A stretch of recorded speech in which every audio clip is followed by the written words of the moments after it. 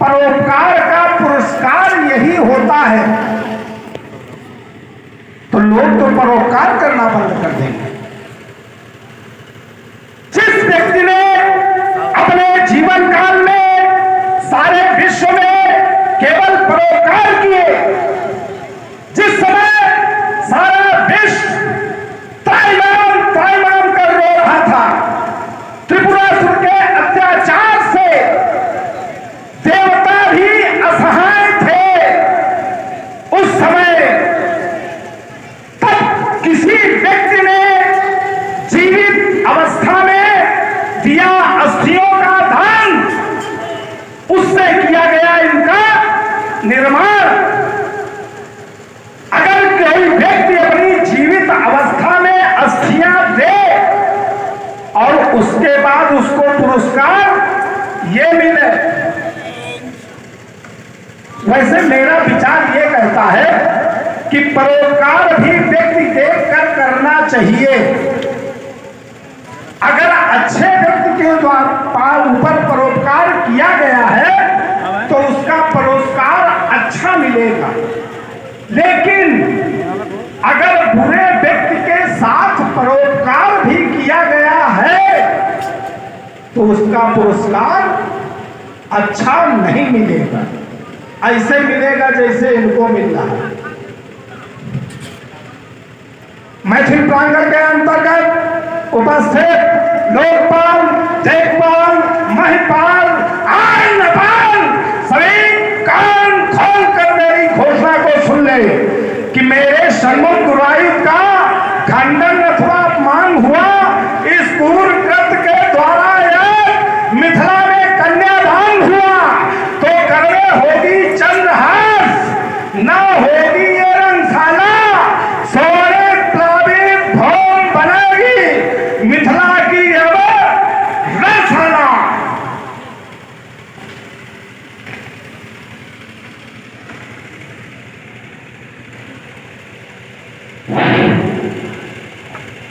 कहना और करना बड़ा अंतर होता है। कहने तो लोग बहुत कुछ कह देते हैं लेकिन कर कुछ नहीं पाते। और चाहता हूं कि पाला पकड़ो ना मुझे मालूम ना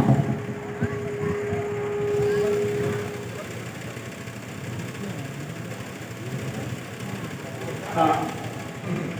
ब्राह्मण है, इनका स्वागत सम्मान निष्ठान करो तो अच्छा है, कि ब्राह्मणों के लिए निष्ठान ज्यादा पसंद रहेगा।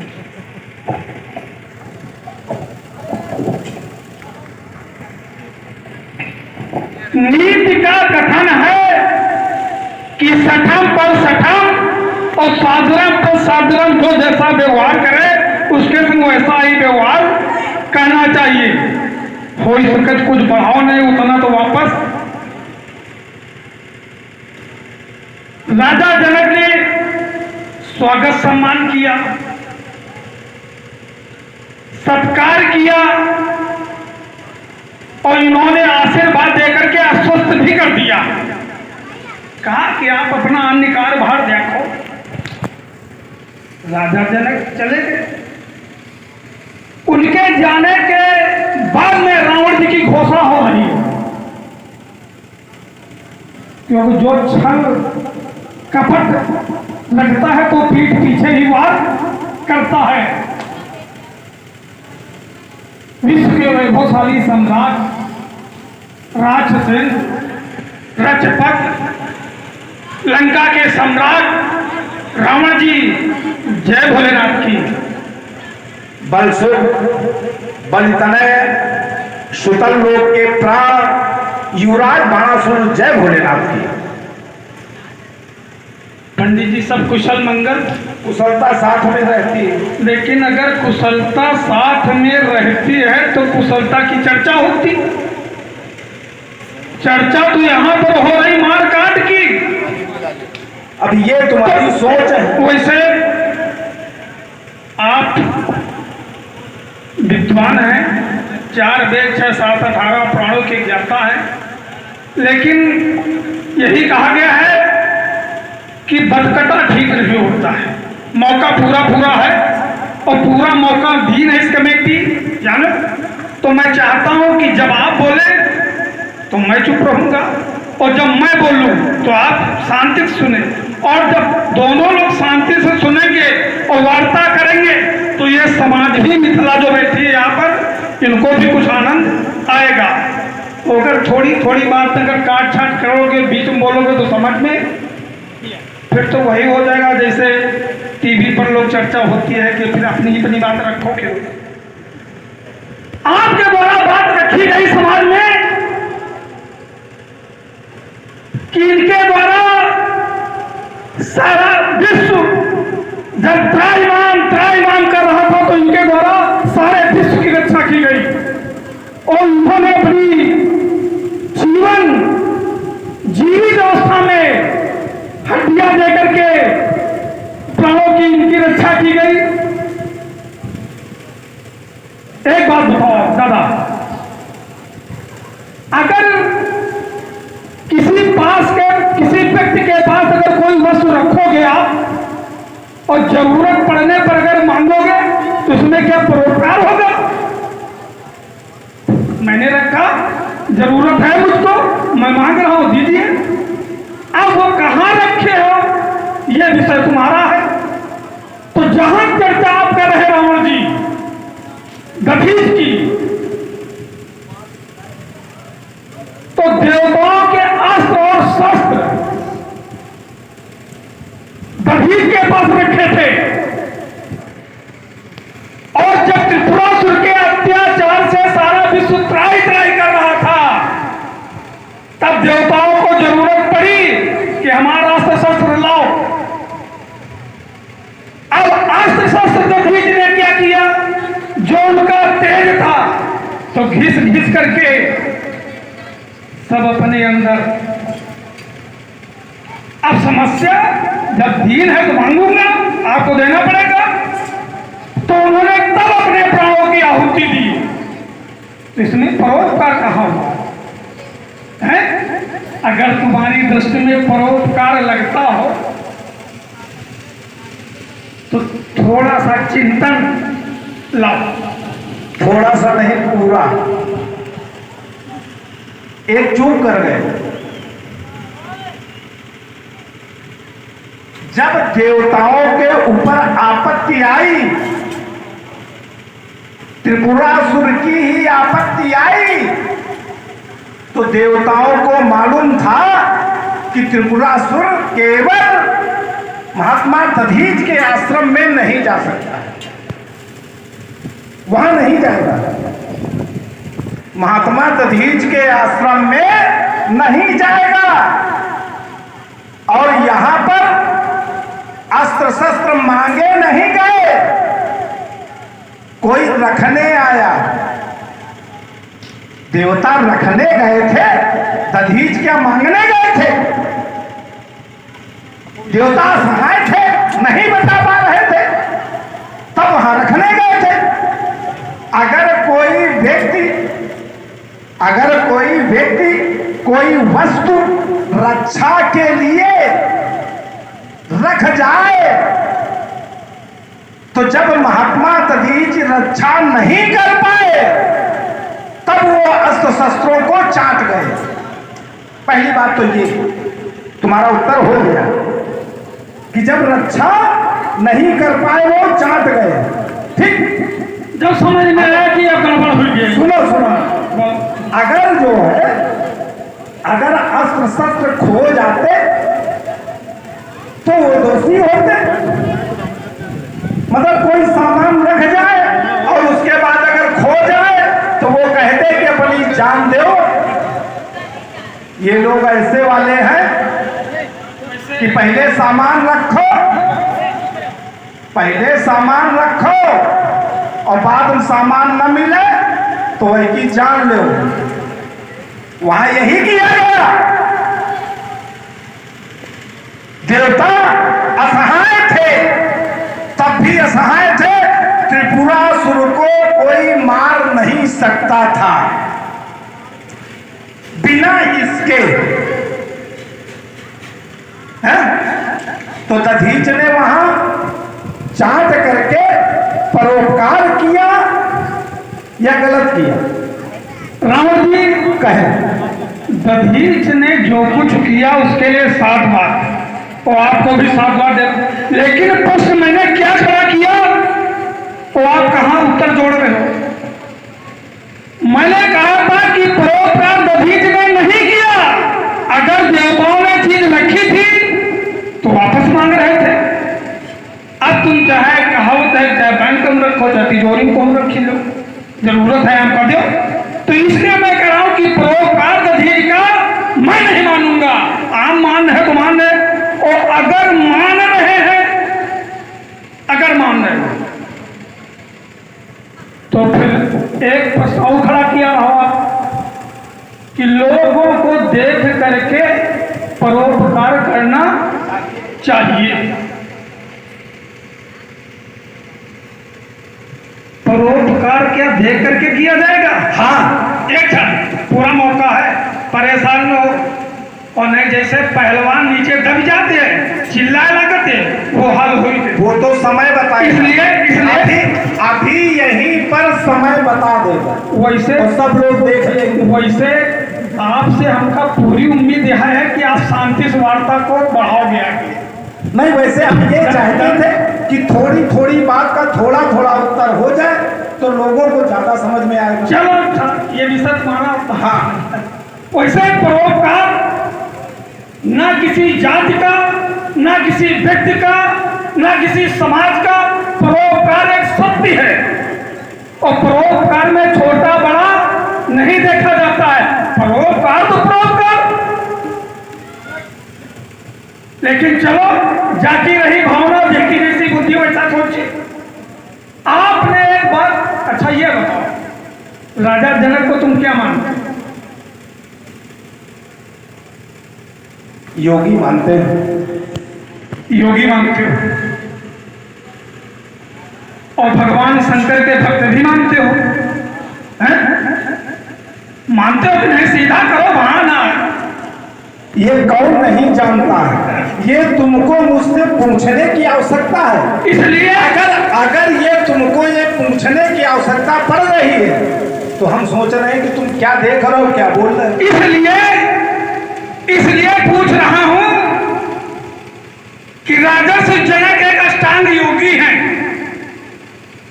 वो अष्टांग योगी का पद ऐसे नहीं मिलता है, उसके लिए बड़ी तपस्या करनी पड़ती है। रावण जी, आपको भी विश्व विजेता है तो तुमने भी तो बहुत कुछ किया, तो विश्व विजेता है।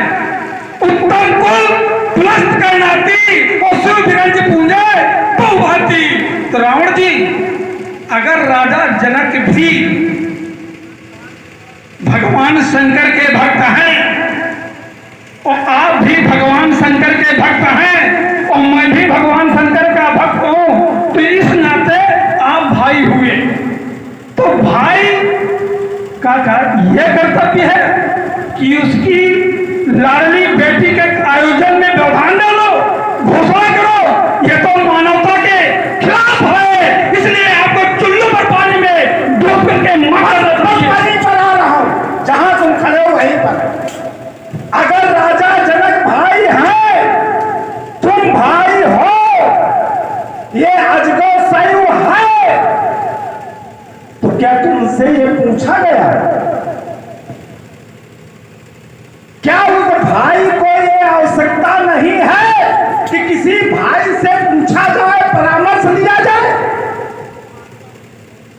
अगर परामर्श लेते तो हो सकता मैं भी सहमत होता, परंतु यहां पर ना तुमसे, ना हमसे, ना इनसे, और यहां तक कि यहाँ की जो जनता है, पूर्ण नारी सुभग सुचि संता और धर्मशील ज्ञानी गुणवंता।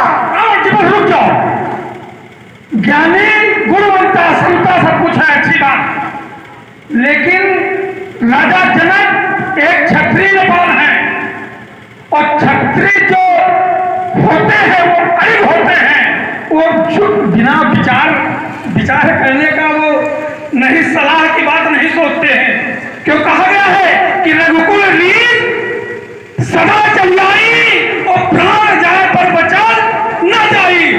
राजा जनक एक क्षत्रिय नेपाल हैं, उनके सम्मुख ऐसी घटना घटित हुई तो उन्होंने विचार का कोई प्रश्न ही नहीं खड़ा किया।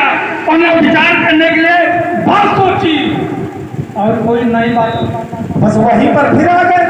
तुम कह रहे हो क्षत्रिय नेपाल झुकते नहीं है, क्षत्रिय नेपाल मानते नहीं है, और मैं कह रहा हूं कि क्षत्रिय नेपाल जब फंसते हैं, जब क्षत्रिय नेपाल फंसे हैं, तब पंडितों के ही पैरों में गिरे हैं। अरे इसमें सुनो, वही का उदाहरण दे रहा हूं जहां तक तुम दे रहे हो।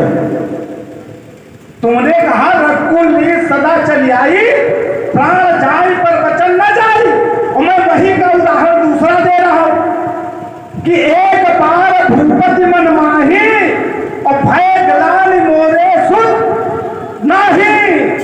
तो कहां गए?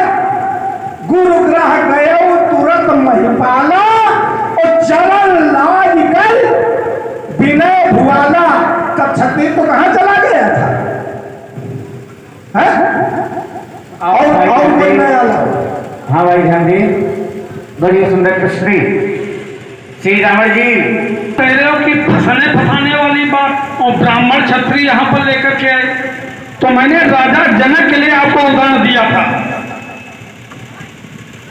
ये संसार ही ऐसा है कि फंसना जरूर है, फंसना है और फंसाना है, लेकिन मौका निकलते ही निकल लेना भी है। आप भी तो फंसे थे नहीं फंसे थे? तुम देख रहे हो। अब जैसा प्रश्न करी वैसा उत्तर तो सीधा सीधा करो कम से कम। अरे सीधा उत्तर है। बड़ी अम्मा तो बन रही बहुत। नहीं बन तो बहुत तेज से है। तुम भी फंसे थे। चलो, कुछ लोग ऐसे कहा करते हैं। दादा एक बार मतलब जितनी बात होगी प्रमाणित, इधर उधर की बात नहीं करूंगा। कौतुक ही कैलाश पुनि और लीन्हे जाए उठाए, मनोहु तौल निज बाहुबल चला अधिक फंस गए। तो स्थिति क्या हुई? दब गई अंगुलियां, तो रोने चिल्लाने लगे। कोई भी उपाय इनके काम नहीं आया था। फिर भी कभी कभी कह देते हैं कि मैं तो अपने बाप की नहीं मानता हूं, परामर्श अपने बाप का तक भी नहीं मानता हूं, लेकिन उस समय भी मानी। नारद पहुंच गए। नारद हर जगह पहुंच जाते हैं, जहां जैसी समस्या खड़ी वहां संकेत नारद के द्वारा होता रहता है। नारद ने कहा कि रावण, अब तुमको अगर बचना है तो केवल भगवान शंकर का जाप करो। श्री शिवाय नमस्तुभ्यं, श्री शिवाय नमस्तुभ्यं, श्री शिवाय नमस्तुभ्यं। तुमने जाप किया और बेटा तब तुम बच पाए, तो इसलिए फसाना तो सब दुनिया काम है, लेके तुम तो बहुत बुरे फंसे रहो। और प्रभावित हुए पश्चिम से भाई बबलू जी तिवारी जो 10-50 करके हत्या करी हो निश्चित इनकी। अभी कोई पैदा नहीं हुआ। हाँ चलो, तुम कह रहे हो अहंकार बोल रहा तुम्हारा। अहंकार नहीं बोल रहा है। जो तुमने कहा वहां पर एक वीरता का प्रमाण पत्र प्रस्तुत किया गया ना? सुनो क्यों बोलो, क्यों? वीरता का पुरस्कार या का वहां पर लाइन लगी थी, वीरता का ना लगा था ना? तुम वही बिहार तो केवल अकेले थे ना? चलो कौतुक ही कैलाश पुनि जाओ जुआड़ो। कौतुक माने खेल में उठाया है। ऐसे लगा सुनो तो खेल में उठाया। और कुछ लोग नर्वस लोग होते हैं, क्या तुम्हारे परिवार से भी किसी ने उठाया है? शायद हो सकता उठाने का प्रयास भी नहीं किया होगा जो मैंने उठाया है। जब मुझको ये प्रमाण पत्र मिल गया, कुछ लोग जब कुछ नहीं कर पाते हैं और कोई बड़ा व्यक्ति होता है तो उसकी कमियां ढूंढते हैं। जब मुझे एक प्रमाण पत्र मिल गया कि उच्च शैल त्रिकुट हेम शिखरई लंकापुरी पावनी ऋग्वेदाद अनन्य शास्त्र निपुणई मृत्यु चरण चापती घन नादो सुनयो सुंदी पत्नी मंदोदरी सुंदरी और शंकर भक्त अनन्य विश्व विजयी लंकापुरी रावण। क्या जब मुझे प्रमाण पत्र मिल चुका है, अब तुम लेके आए कि वहां कैलाश पर्वत उठाया था। जो लोग कुछ नहीं कर पाते हैं, नर्वस लोग होते हैं, वो दूसरे के अच्छा होने पर भी उंगलियां उठाया करते हैं। जैसे कुछ लोग होते हैं कि आज के समय में कोई बड़ा व्यक्ति हो गया, अरे बोले कुछ नहीं यार, ये पहले यही घूमा करते थे, लेकिन नहीं, आज उसने कर्म के आधार पे उसने बनाया है। एक युवा वर्ग के लिए विशेष संदेश है कि कर्म से अनभिज्ञ मानो, बिना कर्म के कुछ नहीं होगा।